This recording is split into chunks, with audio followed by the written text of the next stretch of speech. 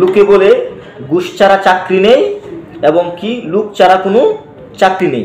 বড় কোনো কর্মকর্তা না থাকলে বা বড় কোনো হাত না হলে কিন্তু চাকরি হয় না, এটা মানুষের ধারণা।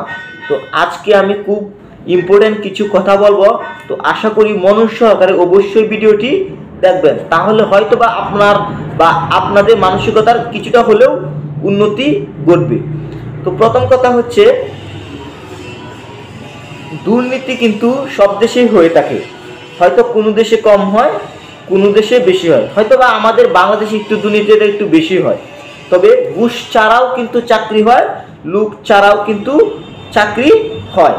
এখন আমি যে বলছি যে ঘুষ ছাড়া চাকরি নেই, লোক ছাড়া চাকরি নেই, প্রশ্নটা হচ্ছে আমি তো রিটেনে টিকতে পারছি না। আমাকে যে 100 মার্কসের মধ্যে 80 মার্কস পেতে হবে রিটেনে টিকার জন্য, সেই মার্কসটাই তো পারছি না। তাহলে আমি কিভাবে বলি যে টাকা ছাড়া চাকরি হচ্ছে না? চাকরি পাওয়ার জন্য তো আমার ট্যালেন্টটাও থাকতে হবে, সেই সাথে আমার প্রচেষ্টাটাও থাকতে হবে। একটি চেয়ারে বসার জন্য লক্ষ মানুষ ট্রাই করতে হবে, সেই চেয়ারটাকে আমার দক্ষতা এবং কি আমার পরিশ্রম এবং কি আমার সততা দিয়া সেই চেয়ারটাকে আমার আদায় করে নিতে হবে।